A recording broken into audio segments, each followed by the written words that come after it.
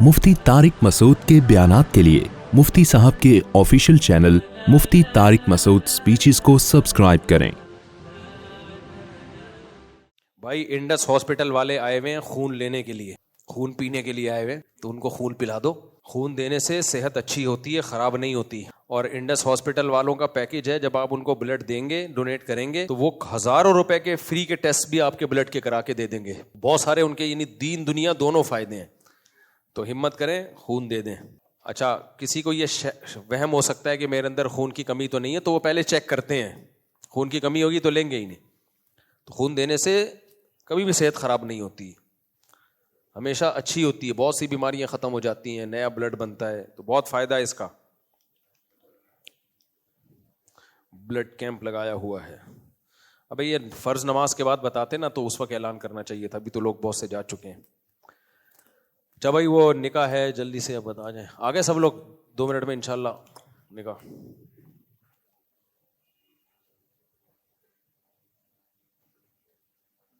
یہ کون ہے بھائی؟ مفتی عبد الجبار محمود، آپ؟ اچھا، آپ آئے ہیں کہاں سے؟ اچھا ٹھیک ہے، ملتے ہیں۔ اچھا ملتے ہیں۔ مفتی صاحب، میں نے اپنی بیوی سے قسم لی تھی کہ اگر کوئی چیز میں نے لے کر دے دی تو میں آپ کا بندہ اور آپ میری خدا۔ فضول الفاظ ہیں۔ مفتی صاحب، تصدیقی گواہوں کے لیے بیوی کے سامنے جانا ضروری ہے؟ نہیں، کوئی ضروری نہیں ہے۔ ایجاب و قبول کی محفل میں گواہ ہونے چاہیے۔ جو پچھلے الفاظ ہیں، میں تمہارا بندہ تو میری خدا، یہ ایسی فضول الفاظ ہیں، توبہ استغفار کریں ان پہ۔ میں فیملی فزیشین ڈاکٹر ہوں، میرا اپنا ذاتی میڈیکل سینٹر ہے۔ مجھے دوسری شادی کرنی ہے تاکہ گناہ اور بدنیتی سے بچ سکوں۔ میری پہلی بیوی میری اچھا مسائل ہیں ان کے۔ بھائی صاحب، میں شادیاں نہیں کراتا، یہ بھی اسی میں داخل ہے کہ ہم اگر شادیوں کو ہی بزنس بنا لیتے ہیں نا، شادیاں کا، اس پہ بھی کروڑ پتی بن جاتا میں۔ لیکن وہی بات ہے، کسی مذہبی اسکالر کے لیے جو دین کی خدمت میں لگا ہوا ہو، اس کے لیے یہ کام سوٹ نہیں کرتا۔ اس پہ یہ کام کریں، یہ تو دوسرے لوگ کریں۔ تو میرا کوئی شادی دفتر نہیں ہے، اور پھر ان پھٹیکوں میں پڑھ کے اتنی بڑی ٹینشن ہے نا، غلط رشتہ ہو گیا، اچھا رشتہ ہو گیا تو کوئی نہیں تعریفیں کرے گا، مفتی صاحب نے کرایا ہے، غلط ہو گیا تو بولے انہوں نے مروایا ہمیں۔ تو ہم دیکھو، قرآن نے شادیوں کی ترغیب دی ہیں، یہ قرآن کا ٹاپک ہے، لیکن کیا قرآن نے شادیاں کرائی بھی ہیں بھائی؟ تو مذہبی لوگوں کا دائرہ کار ہے کیا؟ اسکالر کا دائرہ کار، علماء کا دائرہ کیا ہے؟ ہمارا دائرہ کار یہ ہے لوگوں کو نکاح کی ترغیب دینا، جیسے کہ قرآن نے دی، حدیث میں ترغیب ہے۔ شادیاں کرانا ہمارا کام نہیں ہے، یہ شادی دفتر والوں سے رابطہ کریں آپ، وہ کرا دیں گے آپ کی شادی انشاءاللہ۔ صلو علی الحبیب۔ اور ویسے بھی اس قسم کے لوگ مجھے زہر لگتے ہیں، جو یہ کہہ رہے ہوں کہ کسی گائناکولوجسٹ کا رشتہ ہو تو بتا دیں۔ بھائی جس بھائی نے پوچھا اس سے پیشگی معذرت، تم دوسری شادی کر رہے ہو اور تمہیں اپنی مرضی کی آرڈر پہ دلہن بنوا رہے ہو، تم گائناکولوجسٹ ہو اور یہ ہو اور فلانا ہو، تو اس کا مطلب تم نے کرنی نہیں ہے، تم بیکار۔ بھائی بہت معذرت جنہوں نے پرچی دی ہے، مجھے نہیں پتا کون ہے، اس لیے کسی کو بھی نہیں پتا، اس لیے غیبت نہیں ہو رہی ہے، لیکن میرا مزاج ہے کہ ایسی پرچیاں پڑھ کے مجھے غصہ بہت آتا ہے۔ دوسری شادی بھی کر رہے ہو، رشتہ دوسری میں کون دیتا ہے؟ اور پھر تم نے گائناکولوجسٹ ہو اور یوں ہو اور فلانا، اس کا مطلب تو نے نہیں کرنی، تو خام خواہ میں اپنی پہلی بیوی کو ٹارچر مت کر تو۔ جس نے کرنی ہوتی ہے وہ اتنی پخیں، دنیا مسافر خانہ ہے میرے بھائی، تمہیں ایک شادی ہو گئی نا تمہاری، اب دوسری کرو، ٹھیک ہے بھائی، کوئی بھی تھوڑا بہت کمپرومائز کرنا پڑے گا، کوئی طلاق یافتہ ہو، بیوہ ہو۔ اگر یوں لکھتے ہیں مفتی صاحب میں دوسری شادی کرنی ہے، بے شک طلاق یافتہ ہو، بیوہ ہو، بچوں والی ہو، میں کر لوں گا، بس اتنا ہو کہ قابل قبول ہو میرے لیے، تو میں کہتا یار سمجھ میں آتی ہے بات۔ اتنی شرطیں لگا دیتے ہیں، ایسی ہو، یوں اس کے جو ہے وہ فلانی اسپیکنگ ہو اور خاندان ایسا ہو اور اتنی پڑھی ہوئی ہو، اور وہ تجھے کیوں دے گی اپنا رشتہ ہے بھائی؟ اتنی کوالٹیاں کسی خاتون میں ہو، تو تیرے کے اندر سرخاب کے پر لگے ہوئے نا، تیری دوسری بیوی بنے گی وہ؟ آپ لوگ کی سمجھ میں نہیں آ رہا تو بھائی صاحب کی سمجھ میں کہاں سے آئے گا؟ جب کسی خاتون میں اتنی کوالٹیز ہوں گی تو وہ کنوارے سے نہیں کرے گی. وہ کیا خیال ہے؟ وہ کہے کہ میں تمہاری کیوں دوسری بیوی بنوں؟ تو پیڑے مت کھاؤ بیٹھ کے, جتنی ہو, جتنے ہم سب ہیں. میں اپنے لیے بھی یہ باتیں کر رہا ہوں, اتنا ہی رہنا چاہیے انسان کو. چاہیے ویسی چاہیے نہیں چاہیے. گائنیکولوجسٹ کا کرنا کیا ہے آپ نے؟ بچے پیدا کروانے ہیں اس سے, تو وہ ہو رہے ہیں. بہت ساری گائنیکولوجسٹ ہیں وہ پیدا کر رہی ہیں. آپ کو اس کی ضرورت. ایک صاحب کہنے لگے مجھے بہو ڈاکٹر چاہیے, میرا خون پیا ہوا تھا, ڈاکٹر ہو بہو. میں نے کہا بھائی صاحب علاج کرانا ہے کیا بہو سے؟ بہت اچھے اچھے ڈاکٹروں کے نمبر ہیں میرے پاس, آپ کو دے دیتا ہوں, ان سے علاج کرا لو. آپ بچے کی شادی کرو, ادھر ادھر منہ مار رہا ہے جا کے. تو اس چکر میں نا کہ ڈاکٹر سے کرنی ہے, بہت ٹائم لگا دیا. لوگوں نے یہ خود ہی ٹینشنیں بنائی ہوئی ہیں. اچھا, لوگ مجھے کہتے ہیں آپ خوش کیسے رہتے ہیں؟ اس لیے کہ یہ فالتو کی ٹینشنیں ہم نے پالی بھی نہیں ہے. ٹھیک ہے نا, اس لیے اللہ نے ہمیں خوش رکھا ہوا ہے. اللہ رکھے ہمیشہ نظر بد سے بچائے. تم لوگوں نے فالتو کی ٹینشنیں اتنی پالی ہوئی ہیں کہ خام خواہ کے لیے عذاب مسلط کیا ہوا ہے. ہم پراٹھے پہ ہی خوش ہو جاتے ہیں الحمدللہ. اور کیا, 2 پراٹھے 3 انڈے 2 چائے, اور کیا رہ گیا اب زندگی میں؟ اور کیا ہے, عورت ہونی چاہیے اس میں ذرا اٹریکشن ہو, اور خاندانی ہو, ایسی غیر خاندانی نہ ہو, ایسا نہ ہو بس, تو بس صحیح ہے. اچھا میرے بھائی محمد عبداللہ قریشی, ایک تو مجھے چشمہ لگاتے ہوئے شرم بہت آتی ہے. قریب کی نظر 40 سال کے بعد لازمی کمزور ہوتی ہے, اور ظاہر ہے میری بھی 1.5 نمبر ہے, میرا 1.5 نمبر, اور 10 سال سے 1.5 پہ ہی رکا ہوا ہوں میں.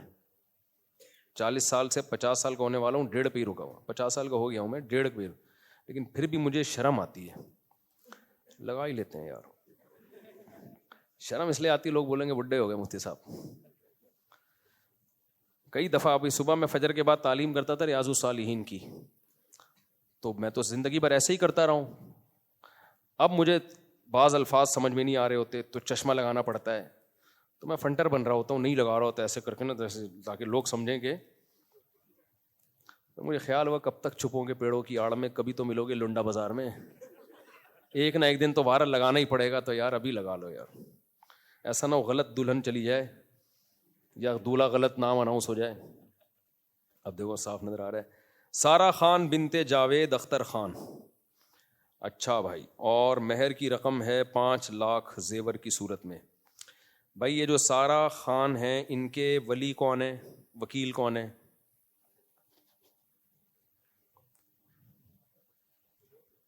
سارا خان کے وکیل آپ ہیں. آپ نے اجازت دی کہ سارا خان بنت جاوید اختر خان کا نکاح 5 لاکھ مہر زیور کی صورت میں ہوگا. اس مہر میں اب محمد عبداللہ قریشی بن ریحان حامد قریشی سے کروں, اجازت ہے جی؟ آپ ہیں؟ اچھا, الحمدللہ نحمدہ. اچھا دوسرے بھی ہیں, دوسرے دولہا ہیں جی عبد الرحمن قریشی ولد ریحان حامد قریشی. ان کے بھائی ہیں, کہاں ہیں؟ تو آپ بیٹھے ہوئے, آپ بول ہی نہیں رہے. میں نے کہا دولہا کون ہے؟ کہہ رہے ہیں یہ ہیں. تو آپ بولو میں بھی ہوں. دولہا ہونے میں فخر محسوس کیا کرو, شرماؤ نہیں. ماں ایک ہی کام زندگی میں ڈھنگ کا کیا آپ نے جو شادی کر رہے ہو, باقی کسی کام کے بارے میں ہم یہ نہیں کہہ سکتے کہ وہ آپ نے کوئی صحیح کام کیا, ایک صحیح جو ایک پہلی دفعہ زندگی میں کوئی کام کیا. اچھا میرے بھائی مائدہ مریم صدیقی ول سمی احمد, ان کے ولی وکیل کون ہیں جی؟ اچھا ان کا مہر ہے 5 لاکھ روپے زیور کی صورت میں. جناب آپ نے مجھے اجازت دی کہ مائدہ مریم صدیقی ول سمی احمد کا نکاح میں 5 لاکھ روپے جو زیور کی صورت میں ہوں گے, اس مہر میں ان کا نکاح عبد الرحمن قریشی ولد ریحان حامد قریشی سے کروں, اجازت ہے؟ الحمدللہ نحمدہ ونستعینہ ونستغفرہ ونؤمن بہ ونتوکل علیہ ونعوذ باللہ من شرور انفسنا ومن سیئات اعمالنا من يهده الله فلا مضل له ومن يضلله فلا هادي له ونشهد ان لا اله الا الله وحده لا شريك له ونشهد ان سيدنا وحبيبنا وشفيعنا وسندنا محمدا عبده ورسوله صلى الله تعالى عليه وعلى اله واصحابه وبارك وسلم تسليما كثيرا كثيرا. اما بعد فاعوذ بالله من الشيطان الرجيم. بسم الله الرحمن الرحيم. يا ايها الناس اتقوا ربكم الذي خلقكم من نفس واحدة وخلق منها زوجها وبث منهما رجالا كثيرا ونساء واتقوا الله الذي تساءلون به والأرحام إن الله كان عليكم رقيبا وقال تعالى يا أيها الذين آمنوا اتقوا الله وقولوا قولا سديدا يصلح لكم أعمالكم ويغفر لكم ذنوبكم ومن يطع الله ورسوله فقد فاز فوزا عظيما وقال النبي صلى الله عليه وسلم النكاح من سنتي وقال فمن رغب عن سنتي فليس مني وقال النبي صلى الله عليه وسلم تزوجوا الودود الولود فإني مباهي بكم الأمم وقال النبي صلى الله عليه وسلم تزوجوا ولا تكونوا كرهبان النصارى. جناب محمد عبداللہ قریشی بن ریحان حامد قریشی، میں نے آپ کا نکاح 5 لاکھ روپے مہر جو زیور کی صورت میں ہوگا، اس مہر میں نے آپ کا نکاح سارہ خان بنت جاوید اختر خان سے کیا. آپ نے اس نکاح کو قبول کیا؟ زور سے بھائی، جزاک اللہ. جناب عبد الرحمن قریشی ولد ریحان حامد قریشی، میں نے 5 لاکھ روپے مہر جو زیور کی صورت میں ہوگا، اس مہر میں آپ کا نکاح مائدہ مریم صدیقی ولد سبی احمد سے کیا. آپ نے اس نکاح کو قبول کیا؟ تھوڑا زور سے بولنے میں، جزاک اللہ. دعا کرے جی اللہ تعالیٰ ان دونوں نکاحوں کو قبول کرے، برکت دے. الحمدللہ رب العالمین والعاقبۃ للمتقین والصلاۃ والسلام علی رسولہ الکریم وعلی آلہ وصحبہ اجمعین. اے اللہ ان دونوں نکاحوں کو اپنے دربار میں قبول فرما. اے اللہ ان دونوں جوڑوں کو اس نکاح کی برکتیں تادم حیات نصیب فرما. میاں زوجین کو، میاں بیوی کو آپس کے اختلاف و انتشار سے، لڑائی جھگڑوں سے، ہر قسم کے شر فساد سے اللہ ہمیشہ کے لیے محفوظ فرما. اے اللہ ان دونوں کے خاندانوں کو اس نکاح کی برکتیں نصیب فرما. ہر طرح کے شر سے، فتنوں سے، لڑائیوں سے، جھگڑوں سے، فساد سے اللہ ان دونوں کے خاندانوں کو محفوظ فرما. جس کی جو جائز مراد ہو اللہ اس کی مراد کو پورا فرما. ربنا آتنا فی الدنیا حسنۃ وفی الآخرۃ حسنۃ وقنا عذاب النار. صلی اللہ تعالیٰ علی خیر خلقہ محمد وعلی آلہ وصحبہ اجمعین. اللہ تعالیٰ بہت بہت مبارک کرے. ماشاءاللہ. لاؤ بھائی سوالات دے دو، شاباش. اچھا دونوں دولہا ذرا وہاں چلے جائیں، کوئی لوگ آپ سے گلے ملیں گے تو پھر یہاں مسائل کا سیشن اس میں گڑبڑ ہوگی. اچھا بھائی،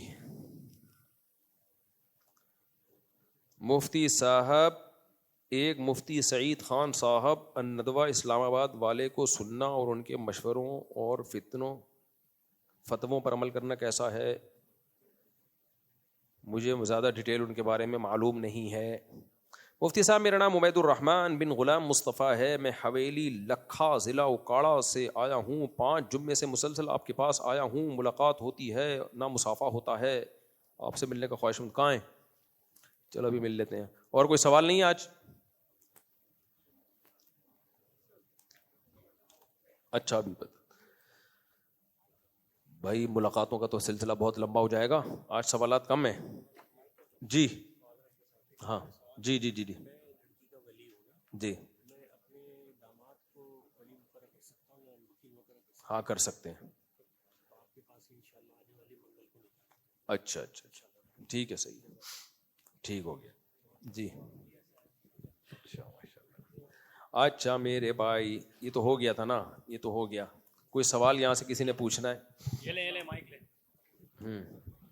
السلام علیکم. اچھا اتوار کا بیان بھی ہوگا، ٹھیک ہے نا؟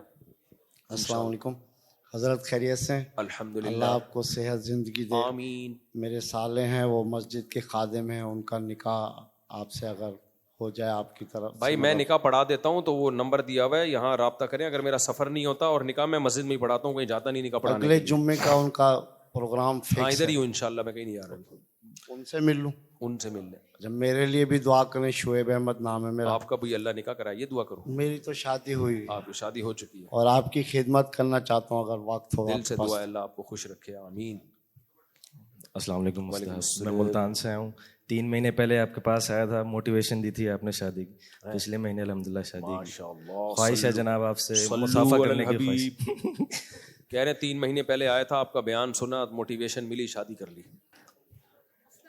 بھائی میں مٹھائی نہیں کھاتا. اچھا یہ کھا لوں گا، میں یہ کھا لوں گا 2-3 پیس بس. جزاک اللہ. نہیں بس میں نے لے لیے. جزاک اللہ. مفتی صاحب خواہش ہے مصافحہ کرنے. مٹھائی ہے. جزاک اللہ، اللہ خوش رکھے آپ کو، آپ کی شادی کامیاب کرے. مٹھائیاں نہیں کھایا کرو، یہ بھی مذہب کے نام پہ لوگ میٹھا کھا رہے ہوتے ہیں. نبی صلی اللہ علیہ وسلم کو موٹاپا بالکل بھی پسند نہیں تھا. مٹھائی کھانے سے آدمی کیا ہوتا ہے؟ ہینڈسم ہو جاتا ہے, آڑا ترچا وہ لٹو سارے نکلتے ہیں. جی کیسے ہیں کار صاحب فیملی ولاگنگ کیسا ہے؟ فیملی ولاگنگ میں بغیرتی کے سوا کچھ بھی نہیں آ رہا. جی کار صاحب, جس کمبخت کا چینل چل نہیں رہا ہوتا اپنی بیوی, خوبصورت بیوی دکھانا شروع کر دیتا ہے وہ. جی کار صاحب بالکل یہی بات ہے, بغیرتی ہے.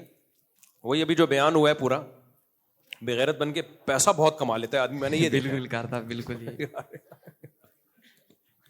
بغیرت بن کے نا. السلام علیکم مفتی صاحب. جی السلام علیکم. وعلیکم السلام.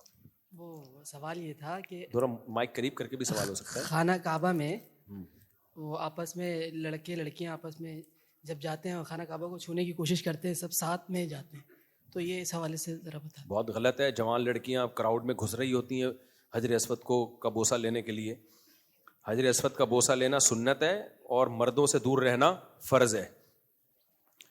تو مردوں کو چاہیے خواتین کو خود راستہ دے دیں تاکہ وہ بھی حجر اسود کا بوسہ لے سکیں. لیکن اب راستہ نہیں دے رہے تو پھر خواتین کو چاہیے نہ جائیں وہاں پہ.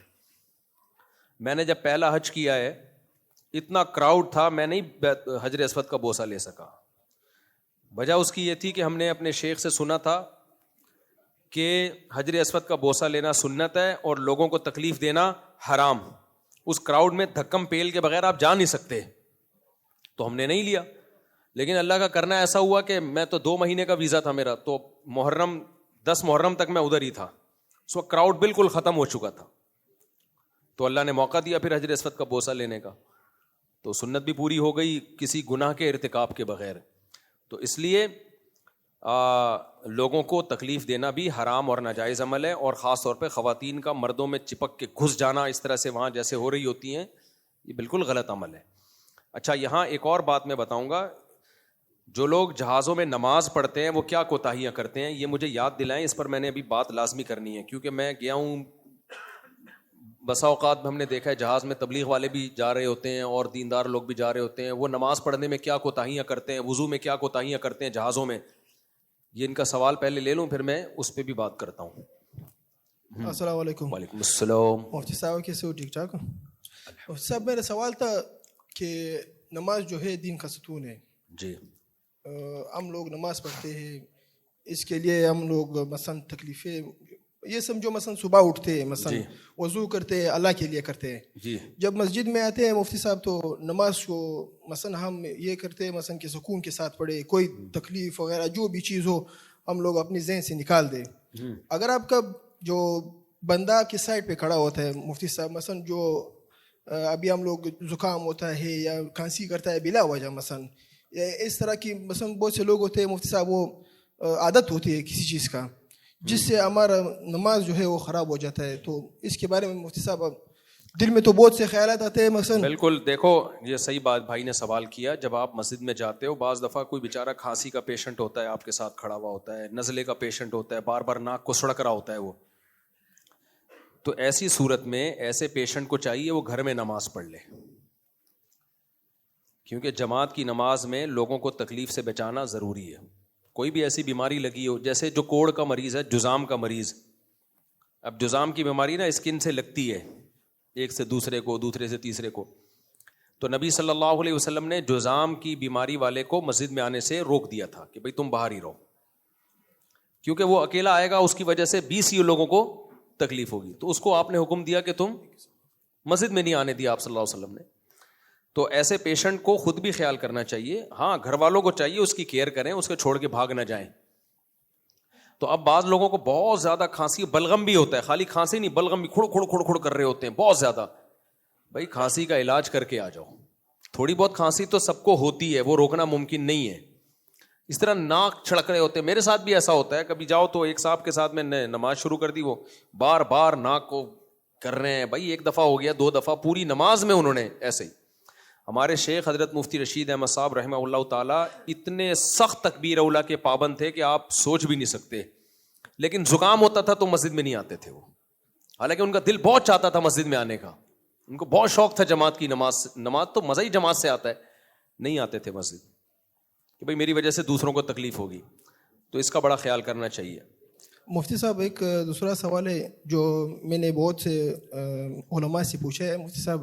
مگر مجھے اس طرح سے مثلا جواب نہیں ملا ہے ان سے. پانی ذرا بھائی ایک آپ دینا بیٹا ایک گلاس پانی. ہاں مفتی صاحب ابھی گھر میں بیٹا ہے جو اس نے شادی کیا ہے, گھریلو مسئلے مثلا بہت زیادہ ہوتے ہیں ماں اور بہو کے درمیان جی. تو مفتی صاحب اگر بیٹا غصے میں جب آ جائے تو ماں اور اس کی جو بیوی ہے آپس میں لڑ رہے ہوتے ہیں, غصے میں ماں کو بولتا ہے کہ اگر میں نے آپ کو مادری زبان میں ہم لوگ کوئی ماں بولتے ہیں امی بولتے ہیں مثلا اپنے لینگویج کے جو نام لیتے ہیں ہم لوگ, اس میں کہے کہ میں نے اگر آپ کو ماں کہا تو مجھ پر یہ بیوی طلاق ہے.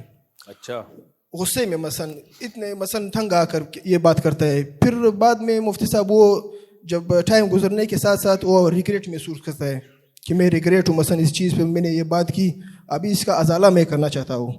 تو وہ کس طرح مثلا اپنی ماں کے ساتھ تعلق برقرار رکھے؟ جس سے جب اس نے کہا میں نے ماں کے ساتھ بات کی تو بیوی کو طلاق ہے, تو طلاق تو ہوگی جب بھی بات کرے گا. طلاق میں ریورس گیئر نہیں ہے. اب ایک طلاق کا کہا تھا تو ایک طلاق ہوگی, 3 طلاقوں کا کہا تھا تو پھر اس کا ایک تدبیر ہے کہ وہ ایک طلاق بائن دے دے اور عدت کے بعد نکاح ختم ہو جائے گا, پھر ماں سے بات کر لے. تو جب بات کرے گا تو بیوی رہے گی نہیں, ایک طلاق سے نکاح بھی ختم ہو چکا ہے, عدت بھی پوری ہو چکی ہے, تو قسم پوری ہو جائے گی, طلاقیں لگیں گی نہیں بیوی کو نا, کیونکہ بیوی رہی نہیں ہے. پھر ماں سے بات کر لے, قسم پوری ہو گئی, پھر دوبارہ بیوی سے نکاح کر لے.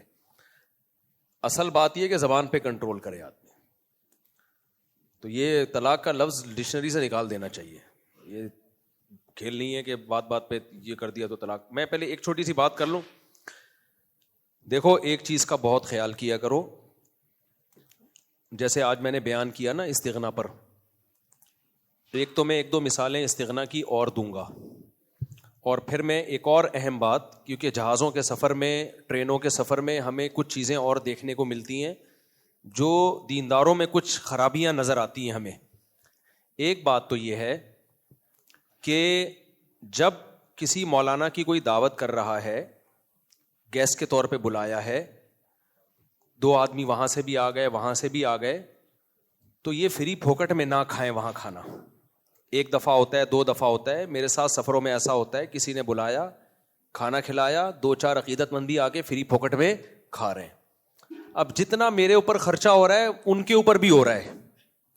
مجھے خود شرم آ رہی ہے اپنے اوپر بھی خرچہ کیوں ہو رہا ہے میرے, کہ یار مجھے بھی شرم آتی ہے کہ یار فری پھوکٹ میں کھا رہے ہیں بیٹھ کے. لیکن ان کمبختوں کو شرم نہیں آ رہی ہوتی, وہ پیڑے کھا رہے ہوتے ہیں پورے سفر میں. میں پھر میزبان سے پوچھتا ہوں کہ یہ آپ کے کون لگتے ہیں, کہتے ہیں کچھ بھی نہیں لگتے ہمارے. یہ بھی بہت بڑی بے شرمی کی بات ہے یار. اس نے جس کو بلایا ہے اس کا تو سمجھ میں آتا ہے, وہ اس کو تو اس نے کہا ہے کہ بھائی دعوت کی ہے. 4 آدمی جو آئے ہوئے ہیں وہ کس کھاتے میں فری پھوکٹ میں کھا رہے ہیں. بلکہ اگر وہ کہہ بھی دینا کہ آپ بھی کھائیں یا آپ نے پیسے نہیں دینے, تو بھی اخلاقیات کا تقاضا کیا ہے بھائی, ہو سکتا ہے وہ شرم اور مروت میں کہہ رہا ہو. دسترخوان سے تھوڑی کسی کو ہٹایا جاتا ہے. ایسے موقع پہ بس آخر میں کہنا شکریہ آپ نے کھلایا, بہت مزہ آیا, بہت شکریہ یار, یہ غلط ہے. تو ایسے موقع پہ 1-2 دفعہ تو ہوتا ہے, جب ہزاروں لاکھوں کا خرچہ ہو رہا ہو تو اگلے کو چاہیے کہ وہ مفت خورے کی کوشش نہ کرے. تو اس لیے میرا اصول یہ ہے کہ میرے ساتھ کوئی بھی دوست, رشتہ دار کوئی بھی جائے گا, اس کو میں بار بار بولتا ہوں پیسے تیرا باپ خرچ کرے گا. میں نے اپنے ساتھ مفت خوروں کو نہیں لے کے جانا, مفت خوروں کو لے کے ہی نہیں جانا میں. ہاں میزبان نے ہی دعوت دے دی اس کو الگ سے, تو ایک الگ بات ہے, اس کو بھی اتنی دعوت ہو جتنی وہ, پھر ظاہر ہے ان کا آپس کا تعلق ہے. تو یہ مفت خورے کی عادت نہ ڈالیں, یہ بہت بری عادت ہے. ایک بات. دوسری بات, جہازوں میں سفر کے دوران ایسا ہوا کہ کسی جہاز میں 8-10 پکے نمازی ہونا تو وہ واش روم کا بیڑا غرق کر دیتے ہیں, کیچڑ کر دیتے ہیں. اور ایسا لگتا ہے کہ جہاز کا عملہ یا جہازوں کی جو بھی کمپنی ہے وہ کہے گی کہ ہمارے جہاز میں اللہ کرے نمازی نہ آئے کوئی. اتنا گند نمازی لوگ مچاتے ہیں کہ آپ کی سوچ ہوگی. اب میں شو مارنے کے لیے نہیں کہہ رہا, بعض چیزیں بتانی پڑتی ہیں. میں نے بتایا نا ممبر پہ انسان اپنی برائیاں کبھی نہیں بتاتا, اچھی چیزیں بتا رہا ہوتا ہے. لہٰذا بہت زیادہ فری ہونے کی ضرورت نہیں ہے کہ آپ سمجھیں مجھ سے پتہ نہیں کتنے پہنچے ہوئے. میں کیا کرتا ہوں, جہاز میں جب نماز پڑھنی ہوتی ہے, نمبر 1 راستے میں کسی قیمت پہ نہ پڑھیں. خاص طور پہ تبلیغ بھائیوں سے بھی کہتا ہوں, ہم تو چھوٹے لوگ ہیں, تبلیغ والے ماشاءاللہ نماز کے پابند ہوتے ہیں, ان سے بھی ایک بات, میں نے خود یہ چیزیں کچھ دیکھی ہیں. راستے میں کبھی نماز نہ پڑھیں. اس سے جو جہاز کا عملہ ہے وہ بہت زیادہ ڈسٹرب ہوتا ہے. پہلے ایک آدمی نیت باندھ لے, پھر اس کے بعد دوسرا نیت باندھ لے, تیسرا. مجھے پائلٹوں نے بتایا, اور ان پائلٹوں کی بات کر رہا ہوں جو بہت دیندار ہیں, انہوں نے کہا بعض دفعہ جہاز میں ایمرجنسی ہوتی ہے, سیکنڈوں کی خطا سے نا سینکڑوں کی جانیں چلی جاتی ہیں, بھاگنا پڑتا ہے پیچھے, راستے میں بالکل بلاک کرنے کی اجازت نہیں ہے. تو کسی قیمت پہ بھی راستے میں نماز نہ پڑھیں. نماز کہاں پڑھنی ہے؟ میرا کیا معمول ہے, میں گھنا بن کے جاتا ہوں, یوں نہیں جا کے بتائیں میں نماز پڑھنا چاہتا ہوں, وہ خون کے کان کھڑے ہو جاتے ہیں, بھائی یار اب یہ آئے گا پھر دوسرا آئے گا تو مسائل ہوں گے. جب جہاز ٹیک آف کر رہا ہے اس وقت تو ظاہر ہے سیٹ بیلٹ ہوتی ہے, آپ کچھ کر ہی نہیں سکتے, وہ تو پیشاب بھی آ رہا ہوں تو روکنا پڑتا ہے انسان کو. جب وہ سیٹ بیلٹ کھلنے کا وہ آرڈر آ جاتا ہے, یعنی وہ سائن آ جاتا ہے, اس کے بعد آپ آرام سے بیٹھے رہیں. کچھ وہاں پر ایئر ہوسٹس وغیرہ اور یہ جہازوں کا عملہ نا کچن میں ہوڑی کر رہا ہوتا ہے, وہ کرنے دیں اپنا. وہاں اس وقت جائیں گے نا آپ, جگہ نہیں ہوتی, پھر وہ منع کر دیتے ہیں, پھر ایک دفعہ منع کر دو پھر نماز ہی نہیں پڑھ سکتا آدمی. گنے بن کے بیٹھ جاؤ آرام سے. پھر خراما گئے واش روم کے بہانے, ٹھیک ہے, پتلی گلی سے وہاں گئے, دیکھا جگہ ہے, نیت باندھ لی اپنا, آرام سے کھڑے ہو کے نماز پڑھ لی. اس طرح اکثر دیکھا ہے وہ کچھ بھی نہیں کہتے, بلکہ مدد ہی کر رہے ہوتے ہیں کہ ٹھیک ہے جی آپ یہاں چادر بچھا کے نماز پڑھ لو. ان کو اس سے تکلیف ہوتی ہے کہ ہمارے کاموں میں ڈسٹربنس نہ ہو. ظاہر ہے وہ ایک جہاز کے ایس او پیز بہت سخت ہوتی ہیں, کیونکہ جہاز کا ذرا سا حادثہ ذرا سا نہیں ہے, کباب پراٹھے بن جاتے ہیں انسان کے. بس کی ٹکر ہوگی نا, آپ کا ایک آدھ پرزہ دائیں بائیں ہو جائے گا, وہ جڑ بھی جاتا ہے دوبارہ. ایو کلینک میں پرزے ہی جوڑنے کا کام کیا جاتا ہے, ٹھیک ہے نا. ایسے بہت سے لوگ ہیں پورے الگ الگ ہوئے تھے, پوری ریپیئرنگ کر کے دوبارہ سے ان کو کھول کے دوبارہ جوڑ دیا ڈاکٹروں نے. لیکن جہاز میں ایسا نہیں ہوتا, ذرا سی بھی کوئی غلطی ہوئی, کوئی ایمرجنسی ہوئی تو ایسی کی تیسی سارا جہاز ایک دم سے برباد, یعنی اس کا تو حادثے میں پھر ریورس گیئر ہی نہیں ہے نا. تو آپ نے کیا کرنا ہے, گھننے بن کے جانا ہے, ایسے خراما جیسے آپ نماز پڑھنے نہیں جا رہے. وہ لوگ کیا کرتے ہیں, مسلح اٹھا کے باقاعدہ پابندی کے ساتھ آستینیں چڑھا کے نا یوں ایئر ہوسٹس سمجھتی ہے اب تباہی مچا دے گا, یہ واش روم میں جائے گا پہلے پتہ نہیں کیا کیا کرے گا وہاں جا کے, اس اسٹائل سے جا رہا ہے بالکل کہ اب نہائے گا یہ جا کے, جمعے کی تیاری ہو رہی ہے, یہ نماز کی تیاری نہیں ہو رہی. گھننے بن کے خراما جاؤ, اور وہاں جا کے نا ایسے جیسے ایسے گھومنے پھرنے, دیکھا جگہ ہے, آرام سے کنارے پہ کھس کے نیت باندھی, نماز پڑھ کے پتلی. کوئی کچھ نہیں کہتا, اکثر میں نے دیکھا کوئی کچھ نہیں کہتا. اور اگر پھر بھی منع کر دیں کہ نہیں پڑھنی تو پھر آرام سے لڑو نہیں, پھر ان سے جا کے بیٹھ کے سیٹ پہ بیٹھ کے پڑھ لو, اور ایئرپورٹ پہ اتر کے اس نماز کو احتیاطاً دہرا لو, کیونکہ فرض نماز میں قبلہ رخ کا تعین بھی ضروری ہے اور کھڑے ہو کے پڑھنا بھی ضروری ہے. تو وہ بیٹھ کے جو نماز ہے اس کو لوٹایا جائے گا.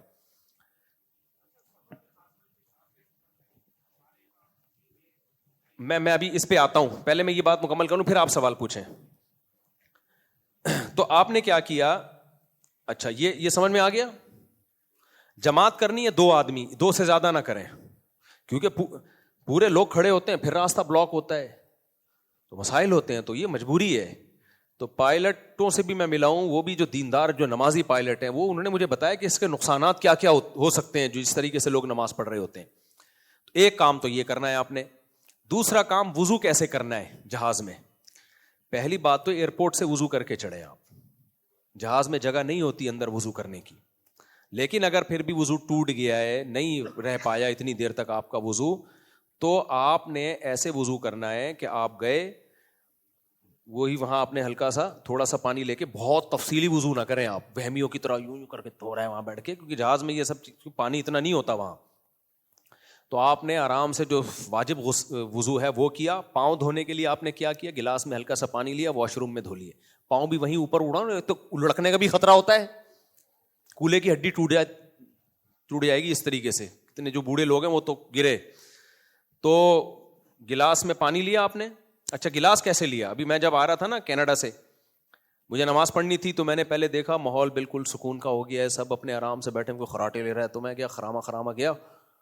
اب مجھے وضو کرنا تھا اور اتفاق سے میں پانی کی بوتل لینا بھول گیا تھا. تو میں نے کیا کیا ہے, وہ ایک بندہ کھڑا ہوا ہے جہاز کا عملے کا نا, وہ ادھر دیکھ رہا ہے, اس کے پاس وہ گلاس ولاس رکھے ہوئے تھے. جیسے اس نے ادھر دیکھا, میں نے یوں کر کے ایک گلاس نکالا واش روم میں, اس کو نہیں پتا چلا. اگر میں اس کو بتا کے لیتا نا گلاس, تو وہ ڈر جاتا کہ پتہ نہیں اب یہ وہاں جا کے نہائے گا, کیا کرے گا یہ. اس کو پتا تھا یار پانی پینے کے لیے گلاس نہیں مانگ رہا, یہ اندر جا رہا ہے, تو یہ مولانا لوگ ہیں, یہ کیچڑ کر کے آئے گا وہاں پہ, تو ہو سکتا ہے وہ مجھے گلاس نہیں دیتا.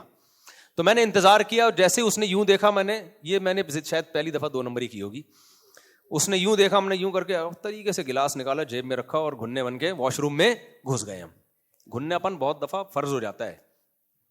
اب آپ نے کیا کرنا ہے, واش روم میں تبلیغ والوں سے بھی گزارش کر رہا ہوں, وہ جماعتیں بہت جاتی ہیں, نماز پڑھتی ہیں, بہت اچھی بات ہے ماشاءاللہ. اب آپ نے کیا کرنا ہے, آپ نے ایسے وضو کرنا ہے کہ پانی کم سے کم نیچے گرے اور جو فلش ہے نا اس میں پاؤں دھونے ہیں آپ نے گلاس سے, اور ایک گلاس سے پورا پاؤں آرام سے, چھوٹا گلاس ہوتا ہے نا کاغذ کا, پورا پاؤں آرام سے دھل جاتا ہے, کوئی وہمی ہوگا تو نہیں دھلے گا اس کا پاؤں. وہاں آپ نے دھویا, اس کے بعد آپ نے کیا کرنا ہے, میں یہ خود کرتا ہوں, ٹیشو سے ساری جگہ کو نیچے خشک کرتا ہوں جو پانی کی چھینٹیں پڑی ہیں. نیچے باقاعدہ جگہ نہیں ہوتی, کتنا مشکل ہے نیچے جھک کے ٹیشو سے صاف کرنا, پورا خشک کر کے آتا ہوں تاکہ باہر نکلوں نا تو یہ لوگ یہ نہ بولیں کہ یار یہ کیچڑ کر کے آئے ہیں, یہ وضو کی جگہ, کیونکہ انہوں نے وضو کی جگہ نہیں بنائی ہوئی جہاز کے اندر. تو میں پورا ٹیشو سے اس کو اچھی طریقے سے نیچے, کیونکہ جتنا بھی ہو چھینٹیں بہرحال نیچے گرتی ہیں, پورا اس کو خشک کر کے, اور جو بیسن ہے نا جہاں وضو کی وہ بھی خشک کرتا ہوں اچھی طریقے سے اس کو خشک کر کے اس کو ٹیشو کو ٹھکانے لگایا, صابن سے ہاتھ دھوئے. کوئی نیا بندہ جائے گا نا وہ کہہ ہی نہیں سکتا کہ یہاں کوئی وضو کیا ہے کسی نے. تو تبلیغ والوں سے بھی گزارش ہے, تبلیغ کے بڑے بھی یہی ہدایات دیتے ہوں گے یقیناً. تو میں نے چونکہ سفر کیا ہے تو مجھے پتا ہے کہ یہ سب ہدایات پر عمل نہیں ہوتا. ایک دفعہ کیا ہوا تھا کہ جماعت جا رہی تھی تو پائلٹ نے بتایا کہ کیونکہ اجتماع میں جا رہا ہے وہ جہاز, تو سارے ماشاءاللہ نمازی تھے, 100% نمازی بیٹھے ہوئے تھے. اتنا کیچڑ ہو گیا تھا جہاز میں, اتنا پانی, جگہ جگہ گندگی. بھائی اس سے نمازیوں کا امیج بہت خراب ہوتا ہے. ہمارے حضرت رحمہ اللہ تعالیٰ نے اصل فتاوی میں لکھا ہے کہ اس زمانے میں بیت الخلاء میں مٹی سے استنجا جائز نہیں ہے, مٹی کے ڈھیلے سے. وجہ کیا ہے کہ مٹی کے ڈھیلے کا استعمال سنت ہے اور لوگوں کو تکلیف سے بچانا فرض ہے. اب جو پکے واش روم ہیں اس میں آپ مٹی کا ڈھیلا استعمال کرو گے تو گندگی بڑھے گی کہ نہیں بڑھے گی؟ پہلے تو تھا جنگل میں جا رہے ہیں استنجا کیا, ڈھیلا اٹھا کے پھینک دیا. اب جنگل میں تھوڑی جا رہے ہیں, اب تو واش روم گھروں کے اندر ہے. آپ مٹی کا ڈھیلا استعمال کرو گے, وہ مٹی واش روم میں جائے گی, واش روم بند ہوگا, پڑی ہوگی, لوگوں کو گھن آئے گی. تو حضرت نے فرمایا کہ اس زمانے میں, کیونکہ لوگ نا حضرت کے دور میں کوئی ڈھیلے رکھے ہوتے تھے لوگوں نے, اور ہم نے بھی بچپن میں دیکھا ہے مسجدوں میں مٹی کے ڈھیلے باقاعدہ ڈبوں میں رکھے ہوئے ہوتے تھے. تو حضرت اس کے خلاف تھے کہ بھائی اب اس سے گندگی ہو رہی ہے, اب صفائی نہیں ہو رہی اس سے.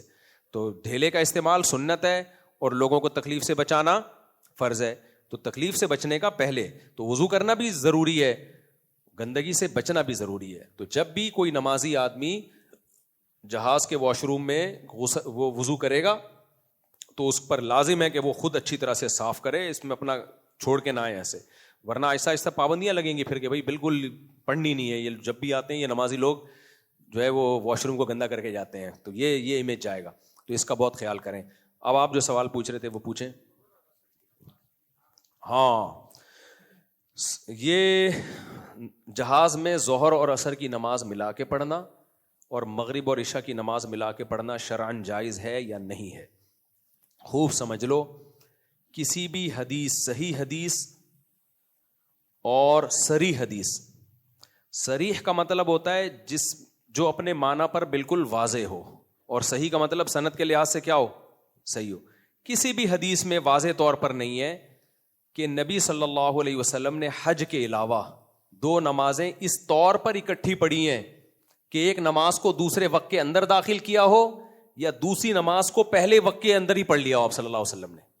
صحیح ہے بخاری میں عبداللہ بن مسعود رضی اللہ تعالیٰ عنہ کی حدیث ہے کہ نبی صلی اللہ علیہ وسلم نے حج کے علاوہ کبھی بھی 2 نمازیں اکٹھی نہیں پڑھی ہیں.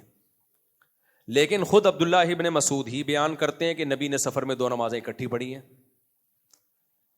اب یہ تو نہیں ہو سکتا نا کہ ایک ہی صحابی یہ بھی کہہ رہے ہیں کہ اکٹھی نہیں پڑھی اور وہی صحابی کہہ رہے ہیں اکٹھی پڑھی. دونوں باتیں ٹھیک ہو سکتی ہیں اور دونوں حدیثیں صحیح ہیں. تو اس سے پتہ چلتا ہے کہ جن حدیثوں میں بھی آتا ہے, بخاری مسلم کی حدیثیں ہیں جن میں آتا ہے کہ نبی نے 2 نمازیں اکٹھی پڑھی ہیں, اس میں اکٹھی پڑھنے کا مطلب کچھ اور ہے, اور جن حدیثوں میں آتا ہے اکٹھی نہیں پڑھی ہیں ان میں اکٹھی نہ پڑھنے کا مطلب بولو کچھ اور ہے. امام حنیفہ بہت ذہین تھے, ایسے ہی نہیں فوراً حدیث سامنے آتی تو فتویٰ دے دیا کرتے تھے, بہت ڈیپ میں جا کے انہوں نے قرآن و سنت پہ غور کیا ہے. تو ہم دیکھتے ہیں کہ نبی صلی اللہ علیہ وسلم سے جو 2 نمازیں اکٹھی پڑھنا ثابت ہیں وہ ایسے ثابت ہیں کہ ظہر کو مؤخر کیا جائے عصر کے قریب. جیسے ہی ظہر کا وقت ختم ہو عصر کا وقت داخل ہو رہا ہے تو فوراً ساتھ میں کیا پڑھ لی جائے؟ عصر. اس میں ہر نماز اپنے ٹائم پر ہو رہی ہے لیکن ہو کیا رہی ہے؟ اکٹھی. یہ والی ثابت ہے. یہ لوگ کیا کرتے ہیں؟ آدھی حدیثیں پیش کرتے ہیں, آدھی پی جاتے ہیں. اب عبداللہ بن عمر رضی اللہ تعالیٰ عنہ کی یا نبی صلی اللہ علیہ وسلم سے جو یہ روایات منقول ہیں کہ مغرب کو عشاء کے وقت میں لے کر گئے اور عشاء کے وقت آپ نے مغرب پڑھی, وہ روایتیں مضطرب ہیں, اس میں راویوں کے بیان میں ٹکراؤ ہے. جو صحیح روایت ہے اس بارے میں بخاری کی روایت ہے, مغرب پڑھی مغرب کے ٹائم پہ, ثم تلبس یسیرن, پھر بخاری کے الفاظ ہیں تھوڑی دیر آپ نے ٹھہرے اور اس کے بعد عشاء کے وقت میں عشاء پڑھی ہے.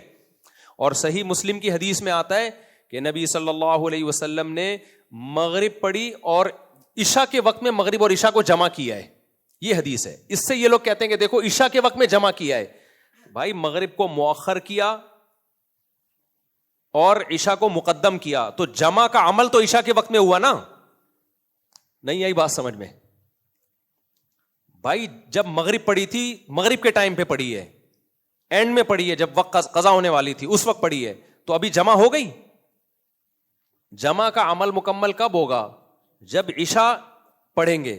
تو راوی کا مطلب یہ نہیں ہے کہ مغرب کو بھی عشاء کے وقت میں پڑھا ہے. راوی کا مطلب یہ کہ جو جمع کا عمل ہوا ہے وہ عشاء کے ٹائم پہ ہوا ہے, کیونکہ عشاء کے وقت میں عشاء پڑھی ہے تو جمع کا عمل کب ہوگا؟ تو عشاء کے ٹائم پہ مکمل ہوا ہے نا, کمپلیٹ. تو اس کو یہ کہتے ہیں دیکھو اتنی واضح حدیث ہے کہ نبی نے عشاء میں جمع بین الصلاتین کی ہے, اور یہ لوگ کہتے ہیں کہ نہیں جائز نہیں ہے. تو بھائی عشاء میں تو جمع کیا ہے لیکن مغرب کب پڑھی ہے یہ کسی حدیث میں نہیں ہے کہ مغرب کو بھی عشاء کے وقت میں پڑھا ہے. اگر ہے تو وہ حدیث صحیح نہیں ہے سند کے لحاظ سے, اضطراب ہے اس میں. سمجھتے ہو کہ نہیں سمجھتے؟ تو اس پہ میں نے پورا ایک مقالہ بھی لکھا ہے, وہ رسالہ میں انشاءاللہ شائع بھی کر دوں گا. تو عبداللہ بن مسعود نبی صلی اللہ علیہ وسلم کے سفر حضر کے ساتھی تھے. اور ویسے بھی میرے بھائی اگر اللہ نے ہمیں اس کی اجازت دی ہوتی کہ ظہر کے وقت میں اثر پڑھ لو. علامہ ابن حزم اہل حدیث عالم یعنی غیر مقلد عالم گزرے ہیں, اہل حدیث بہت سی چیزیں ان سے لیتے ہیں. ان کے یہ الفاظ ہیں لیس فی جمع التقدیم حدیث قائم, ظہر ہی کے وقت میں اثر پڑھ لینا اور مغرب ہی کے وقت میں ساتھ میں عشاء پڑھ لینا, اس پر کوئی صحیح حدیث موجود نہیں ہے. بہت سخت خلاف تھے وہ اس کے, حالانکہ وہ حنفی نہیں تھے. تو پھر جو صحیح مسلم کی حدیث ہے جو انجینئر علی مرزا بھی بار بار پیش کرتا ہے, وہ حدیث میں عبداللہ بن عباس درس دے رہے ہیں, لوگوں نے کہا نماز کا ٹائم ہو رہا ہے, تو انہوں نے فرمایا کیا تم ہم سے زیادہ سنت کو سمجھتے ہو؟ عبداللہ بن عباس نے کیا کیا؟ ظہر اور عصر کو جمع کیا. اب عبداللہ بن عباس کے شاگرد نے جابر ابن زید, ان سے کسی نے کہا کہ شاید اس طرح سے جمع کیا ہے کہ ظہر کو مؤخر کیا آخری وقت میں اور عصر کو اول وقت میں مقدم کیا. تو انہوں نے کہا ہاں میرا بھی یہی خیال ہے, ایسا ہی کیا. اب یہ کون تعویل کر رہا ہے؟ عبداللہ بن عباس کے شاگرد. اور اس حدیث کے الفاظ ہی ہیں کہ عبداللہ بن عباس کہتے ہیں نبی نے یہی کام کیا بغیر سفر کے, بغیر بارش کے, بغیر کسی عذر کے. حالانکہ بغیر کسی عذر کے ظہر کو عصر کے وقت میں پڑھنے کا کوئی بھی قائل نہیں ہے. سمجھتے ہیں؟ تو انجینئر علی مرزا نے اس سے استدلال کیا کہ کبھی کبھار یہ بلا وجہ بھی جائز ہے, بلکہ یہاں تک بھی جائز ہے کہ شاپنگ کرنے جانا ہے تو ظہر کو عصر کے وقت میں پڑھ لو. تو یہ اگر اس طرح سے میرا بھائی کھاتا کھلا ہوا ہوتا تو قرآن کیوں کہتا حافظوا علی الصلوات والصلاۃ الوسطی, نمازوں کی حفاظت کرو خصوصاً درمیانی نماز کی. اور حفاظت کا مطلب صحیح حدیث میں عبداللہ بن عباس کہتے ہیں حفاظت کا جو قرآن نے جگہ جگہ حکم دیا اس کا مطلب یہ ہے کہ ہر نماز کو اپنے وقت پہ پڑھا جائے. نبی صلی اللہ علیہ وسلم کی بخاری کی حدیث ہے, فرمایا لیس فی النوم التفریط, سوتے میں اگر نماز نکل گئی تو اس میں گناہ نہیں ہے. فرمایا گناہ اس میں ہے کہ جاگتے میں نماز کو اپنے وقت سے مؤخر کرو, جاگتے میں نماز کو اپنے وقت سے. تو نماز کو اپنے وقت سے مؤخر کرنے کی نہ نبی نے سفر میں اجازت دی, نہ نبی نے بولو حضر میں اجازت دی ہے. تو اس میں امام حنیفہ کا موقف کمزور نہیں ہے, بہت مضبوط ہے. اس طرح تمام حدیثوں میں تطبیق ہو جاتی ہے. لیکن یہ لوگ ہمیں پتہ ہے کیا کہتے ہیں جب دلائل کہتے ہیں چونکہ حنفی ہے نا اس لیے. بھائی ہم حنفی ہیں اس لیے کہ دلائل بہت مضبوط ہیں امام صاحب کے. یہ ایسا ہی ہے جیسے میں اسلام کو پروموٹ کر رہا ہوں, دلائل دے رہا ہوں, غیر مسلم کہے تو چونکہ مسلمان ہے نا تو نے اسلام ہی کو وہ کرنا ہے. یہ تو پھر کہیں بھی آپ کہہ سکتے ہو. جو ملحد ہے وہ خدا کے انکار کے دلائل دے گا, میں کہوں تو چونکہ ملحد ہے تو نے تو یہی کہنا ہے کہ خدا نہیں ہے. تو پھر تو کبھی مباحثہ ہو ہی نہیں سکتا. جب آپ سے دلیل پوچھی جاتی ہے اس کا جواب دلیل سے دیا کرو, اس کا جواب میں علماء دیوبند کے حوالے مت دیا کرو. یہ لوگ یہ بھی کر رہے ہوتے ہیں. میں 3 طلاق پہ کتنا کہتا ہوں کہ 3 طلاقیں ایک ہوتی نہیں ہے. فوراً علماء دیوبند کے حوالے, فلانے علماء دیوبند نے لکھا ہے اختلافی مسئلہ ہے. بھائی لکھنے پر گورنمنٹ کی طرف سے کوئی پابندی نہیں ہے, آپ صحابی سے پیش کرو. اچھا ایک صاحب آئے, انہوں نے صحابہ کے نام بتائے, فلاں صحابی نے بھی کہا 3 ایک ہوتی ہیں, پھینکنے پر گورنمنٹ کی طرف سے کوئی پابندی نہیں ہے, کہتے رہو. لوگ کہہ رہے ہیں مفتی طارق مسعود کا تو پروگرام ہی بڑھ گیا, اس نے تو اتنے حوالے دے دیے. ایک بھی حوالہ نہیں دیا, باتیں پھینکی ہیں بس, ٹھیک ہے نا. فلاں نے بھی کہاں ہے یہ, کوئی سند تو پیش کرو اس کی. پھینکتے رہو بیٹھ کے میڈیا پہ بیٹھ کے, اور لوگ بے وقوف ہیں, وہ بھی کیچ کر رہے ہوتے ہیں بیٹھ کے, وہ بھی کیچ کر رہے ہوتے ہیں. تو 3 طلاقوں کا ایک کہنا اسلاف سے کہیں بھی ثابت نہیں ہے, اکٹھی 3 طلاقوں کا ایک کہنا, ایسی باتیں ہیں.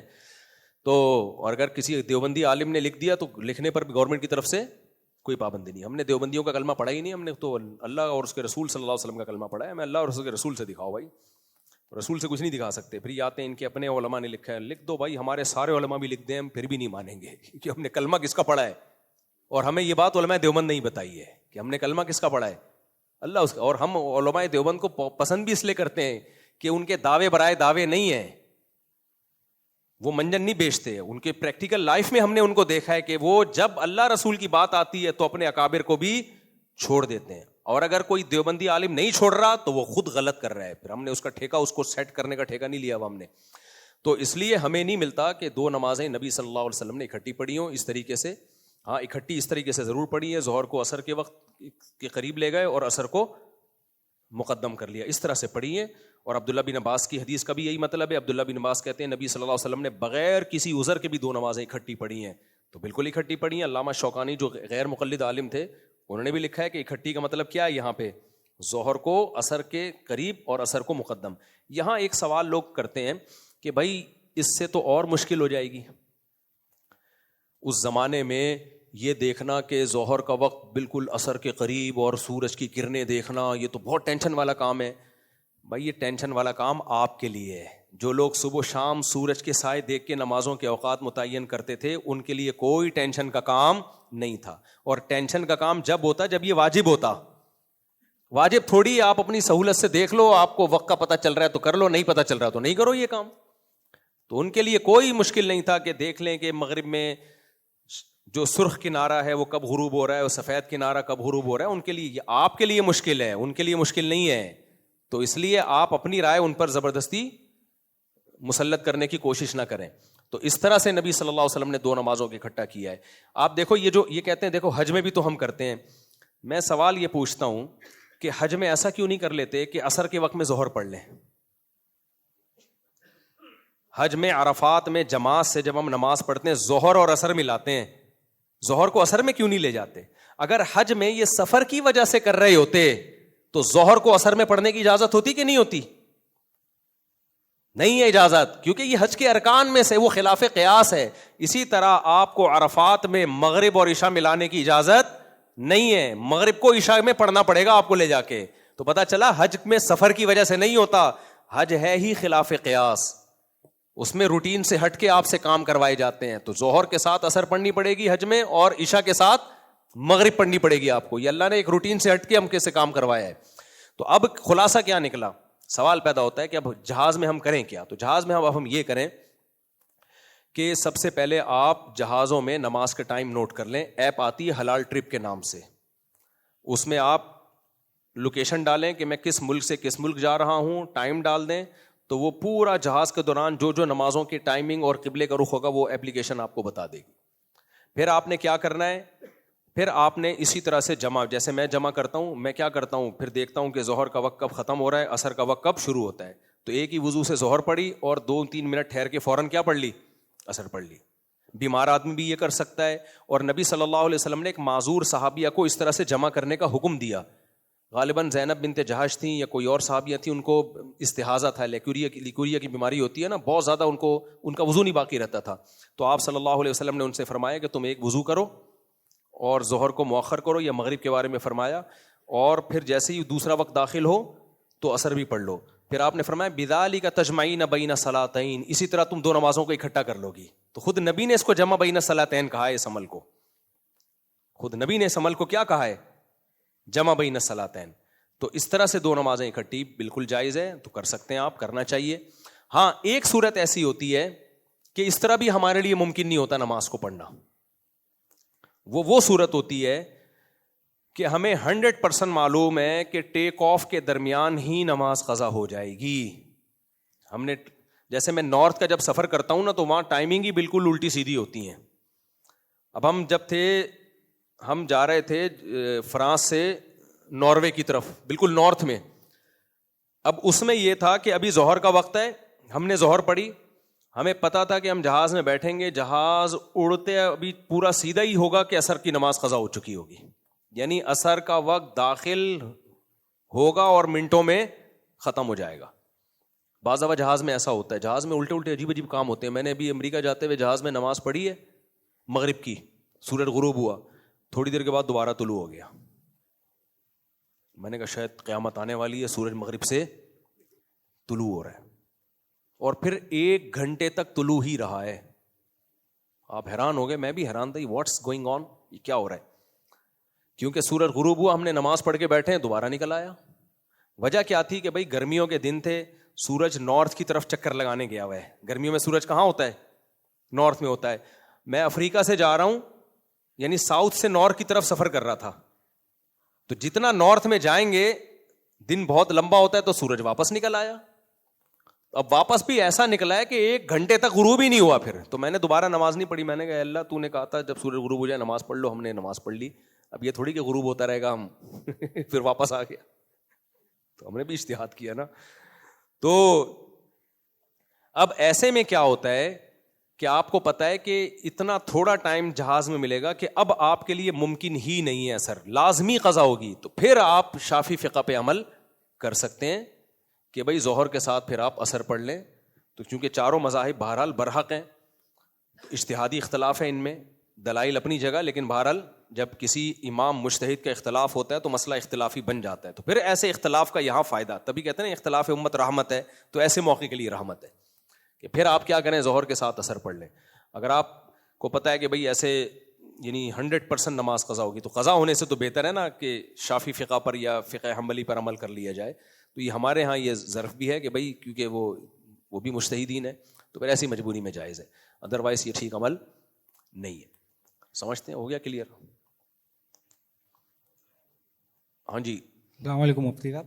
مفتی صاحب میں کال سینٹر میں جاب کرتا ہوں, وہاں پہ لیکن نام چینج کر کے بات کرنی پڑتی ہے, وہاں پہ جاب تو وہ نام چینج کرنے سے کچھ نہیں ہوتا, وہ کوئی دھوکہ تھوڑی ہے, اس میں کر لیں نام چینج کر کے. غیر مسلم والا نام نہ رکھیں, اپنا ہی نام رکھیں, تھوڑا انگلش اسٹائل بنا لیں اس کو, ٹھیرک ایسے کر دیں اس کو. عرفان نام ہے تو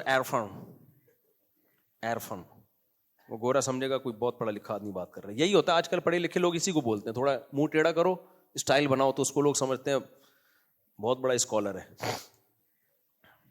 اچھا میرے بھائی, غیر مسلم والا نام اس لیے نہ رکھیں کہ یہ جائز نہیں ہے. کوئی بھی ایسی شناخت پیش کرنا جس سے سامنے والا آپ کو کافر سمجھنا شروع کر دے, یہ اسلام میں حرام ہے.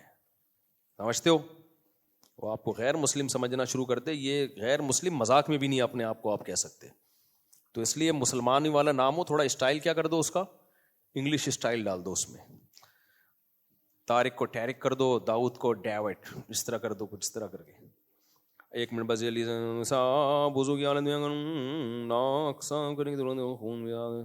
وضو میں جو خون ناک سے خون نکلتا ہے, اگر بہتا ہوا خون ہے تو وضو ٹوٹ جائے گا. اگر خون کی پھٹکیاں نہیں نکل رہی ہوتی, نزلہ سڑ جاتا ہے, اس سے وضو نہیں ٹوٹتا. مفتی صاحب نماز کا وقت سے پہلے اپنی نماز ادا کروں.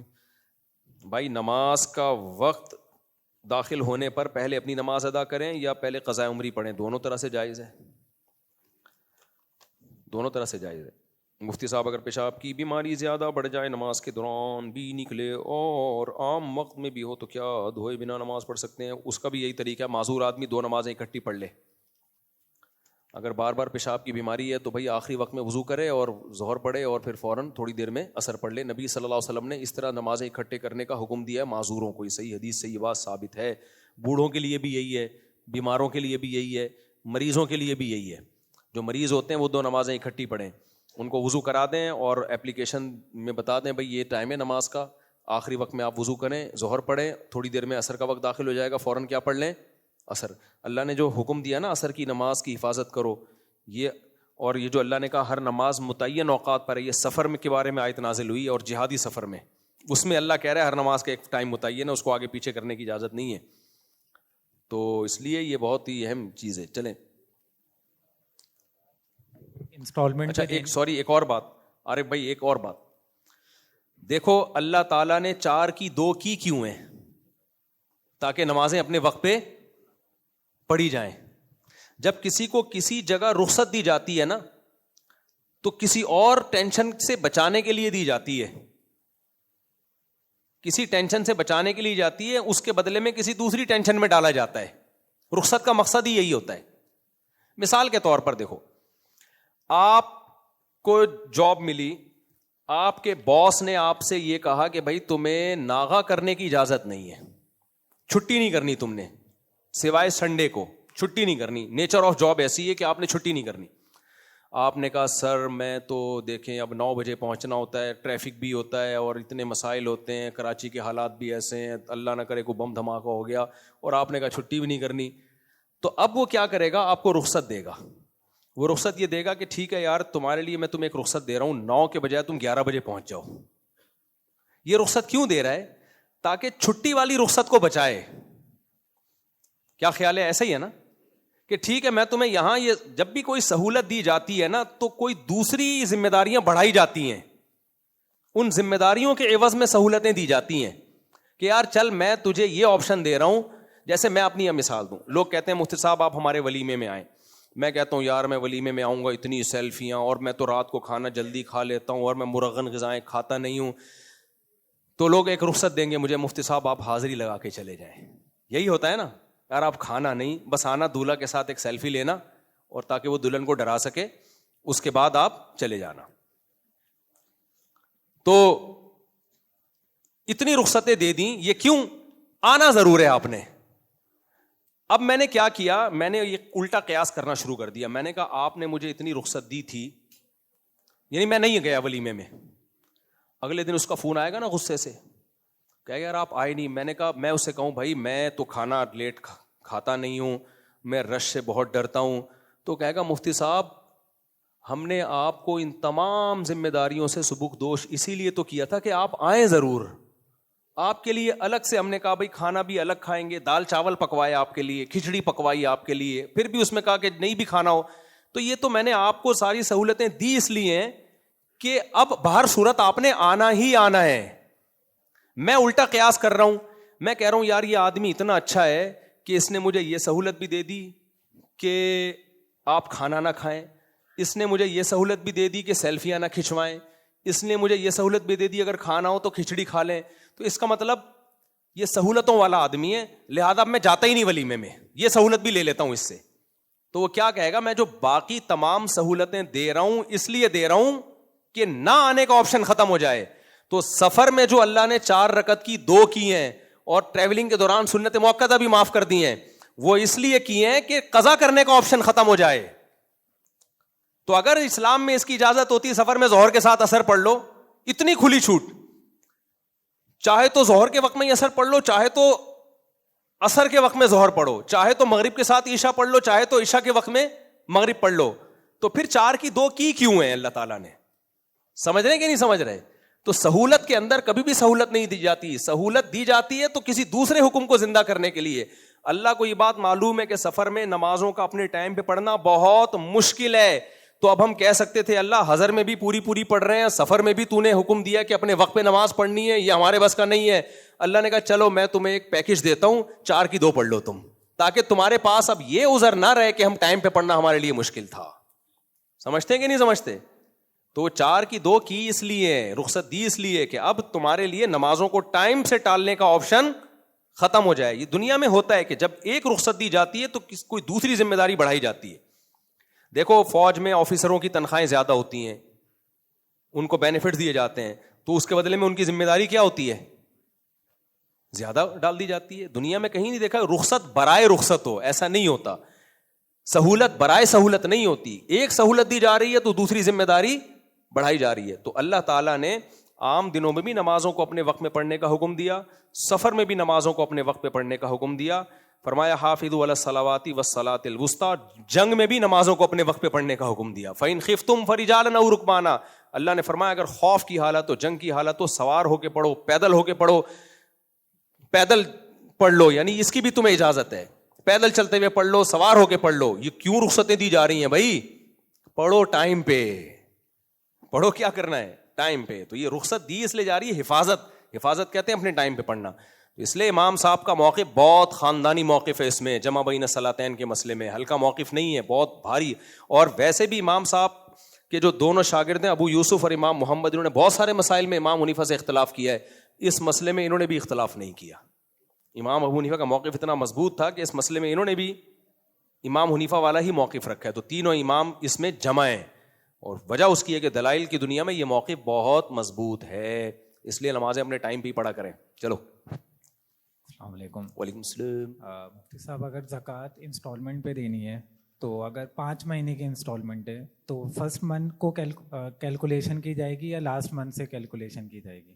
جیسے جنوری سے شروع ہو رہی ہے اور بھائی زکوٰۃ جس تاریخ کو واجب ہوتی ہے اس دن کی کیلکولیشن کی جائے گی. جیسے دسمبر میں نکالنے میں جب چاہے نکال دیں. جیسے دسمبر نہیں, اسلامی مہینے میں ہوتی ہے زکوٰۃ.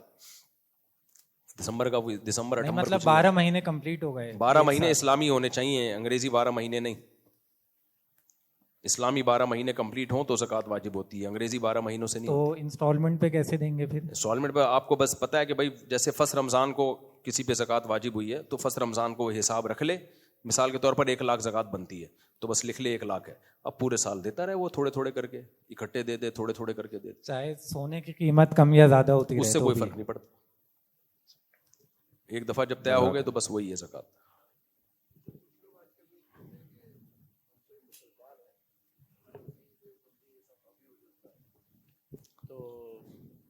اچھا, یہ جملہ بہت اٹریکٹیو لگتا ہے کہ ہم صرف مسلمان ہیں, حنفی یا شافی نہیں ہیں. تو جب پریکٹیکل لائف میں, ایک تو یہ ابھی وجود میں نہیں آئے, یہ تو ائمہ مجتہدین تو بہت پہلے ہیں. یہاں لوگ یہ سوال کرتے ہیں کہ صحابہ میں تو کوئی حنفی شافی نہیں تھا. بھائی صحابہ میں تو مصحف عثمانی بھی نہیں تھا, وہ شروع میں, وہ بعد میں آیا ہے. یہ بالکل ایسے ہی ہے میں کہوں میں مصحف عثمانی کو نہیں مانتا کیونکہ ابو بکر کے دور میں تو کوئی مصحف عثمانی نہیں تھا, جو قرآن لوگ پڑھتے تھے میں اسی کو پڑھوں گا.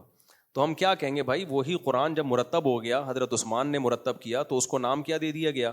مصحف عثمانی. تو مرتب بعد میں, مدون بعد میں ہوا ہے, اس لیے اس کا نام پڑ گیا, تھا یہ پہلے بھی.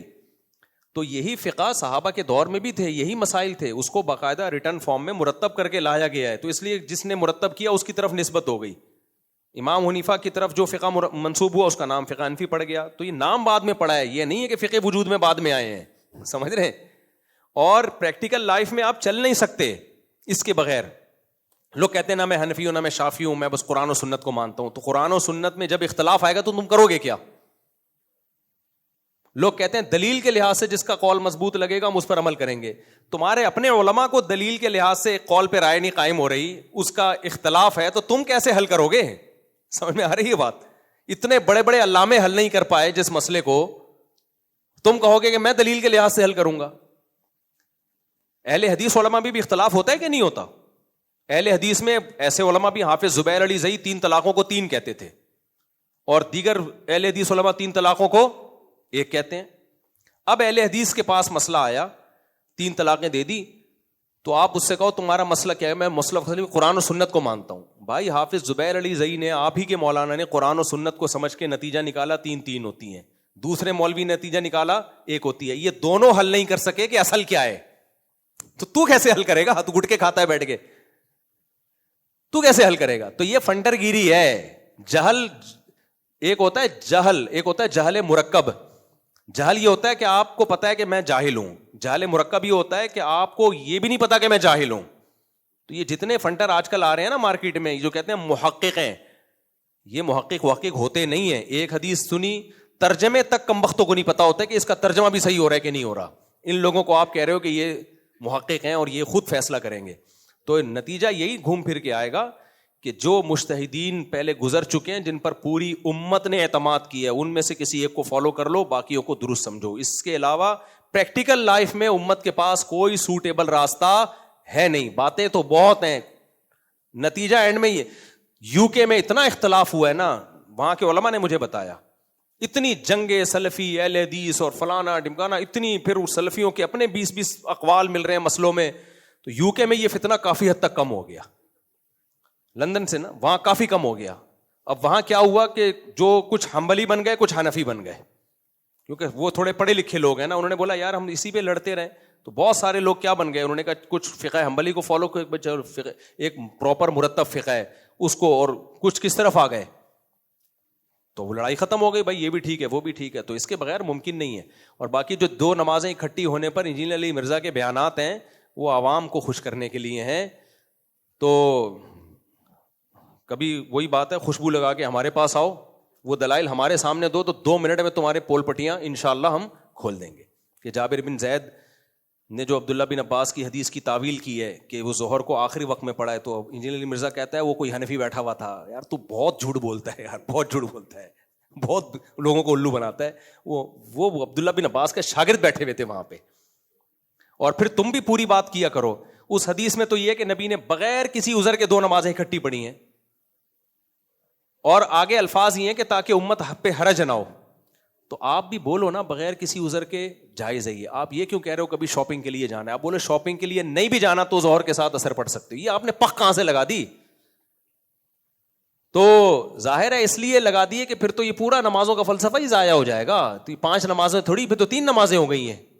5 کا تو مطلب ہی ہر نماز کا الگ ٹائم ہے، آنا پڑتا ہے جانا پڑتا ہے. یہ تو ٹائم ہے، یہ تو 5 کا تو مطلب 5 ہوتا ہے، 3 تھوڑی ہوتا ہے. تو ورنہ تو ہم ظہر سے پہلے 4 سنتوں میں ظہر کی نیت کر لیں، اور ظہر کے جو 4 فرض پڑھ لیں اس میں عصر کی نیت کر لیں، تو وہی 2 نمازیں. تو بھائی وہ نماز میں ٹینشن ہی یہی ہے کہ ابھی ظہر تو اب عصر کے لیے الگ. تو اس ٹینشن میں شریعت نے ڈالا ہے ہمیں. السلام علیکم. جی وعلیکم السلام. مفتی صاحب اگر کوئی اپنا بیوی کو یہ کہے کہ میں نے آپ کو یہ چیز لے کے دیا، میں آپ کا بندہ ہوں اگر تم میرا خدا ہوگا، اس سے کچھ نہیں ہوتا. نہیں یہ قسم کا کوئی کفارہ نہیں ہوتا. یہ کفارہ نہیں ہے اس میں کچھ، بس یہ آئندہ یہ الفاظ نہ بولے، بیوی کو خدا نہ بولے، باپ بول دے وہ بھی ٹھیک ہے. نہیں یہ قسم ابھی توڑ دے، کوئی مسئلہ تو نہیں ہے. نہیں کوئی مسئلہ، یہ قسم نہیں ہے. اور بھائی کوئی بس آخری سوال لے لیتے ہیں. وہ بھائی کافی دیر سے ہاتھ کھڑا کر رہے ہیں اصل میں.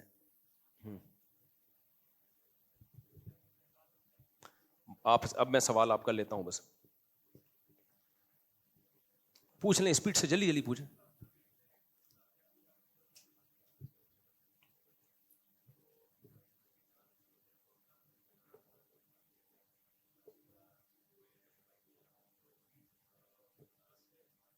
آئے ہائے ہائے ہائے ہائے.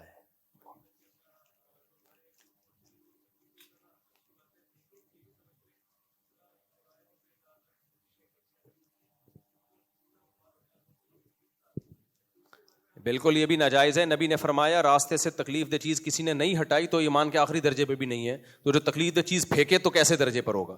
گاڑی غلط پارک کرنا، چوراہوں پہ رکشے ٹیکسی لے کے کھڑے ہو جانا، گھومنے والے کو مشکل ہو رہی ہے، سب اس ناجائز اور حرام ہے بھائی. اور تھوکنا، یہ تو بہت دیکھا ہم نے.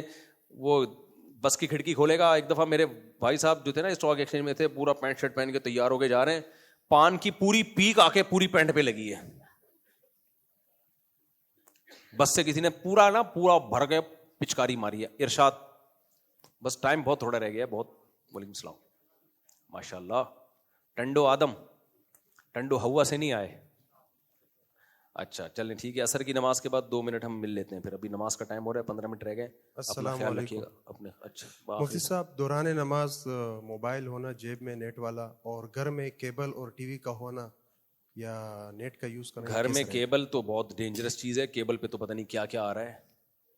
انٹرنیٹ تو اب ضرورت بن چکی ہے، اس کے بغیر تو اب گزارا نہیں ہے، تو روٹی پانی کی طرح بن چکی ہے. تو اس کا جائز استعمال کریں، ناجائز استعمال نہ کریں. اور دوران نماز موبائل ہونا نیٹ والا موبائل دوران نماز ہو کھلا ہوا نہ ہو، بند ہو، دیکھ نہ رہو اس کو کہ کیا آیا ہے ابھی، کون سا پروگرام آیا. یعنی بند کرنا پڑے گا نماز کے دوران، بھلے جیب میں ہو، کوئی اس سے فرق نہیں پڑتا.